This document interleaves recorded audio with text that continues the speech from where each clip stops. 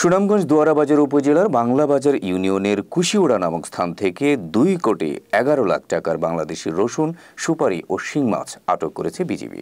জানা গেছে, ভারতে পাচারের উদ্দেশ্যে পণ্যগুলো নিয়ে যাচ্ছিল কিছু পাচারকারী।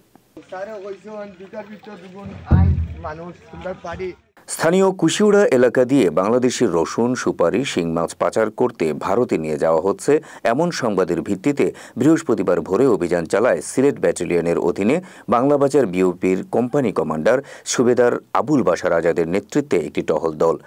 এ সময় 6,000 কেজি বাংলাদেশি সুপারি, রসুন 6,000 কেজি এবং 4,000 কেজি শিং মাছ জব্দ করা হয়। সেই সঙ্গে পণ্য বহনকারী একটি বাংলাদেশি ট্রাক, 2টি বাংলাদেশি ডিআই পিকআপ, 4টি বাংলাদেশি মহিন্দ্রা পিকআপও জব্দ করা হয়। সিলেট ব্যাটালিয়নের অধিনায়ক লেফটেন্যান্ট কর্নেল মোহাম্মদ হাফিজুর রহমান ঘটনার সত্যতা নিশ্চিত করে জানান, বাংলাদেশের অন্তর্বর্তীকালীন সরকারের নির্দেশনা অনুযায়ী সীমান্তে নিরাপত্তা রক্ষা ও চোরাচালান প্রতিরোধ কল্পে বিজেপির আভিযানিক কার্যক্রম ও গোয়েন্দা তৎপরতা অব্যাহত রয়েছে। জব্দকৃত মালামাল নিলামের জন্য স্থানীয় কাস্টমসে জমা করা হবে বলেও জানান তিনি।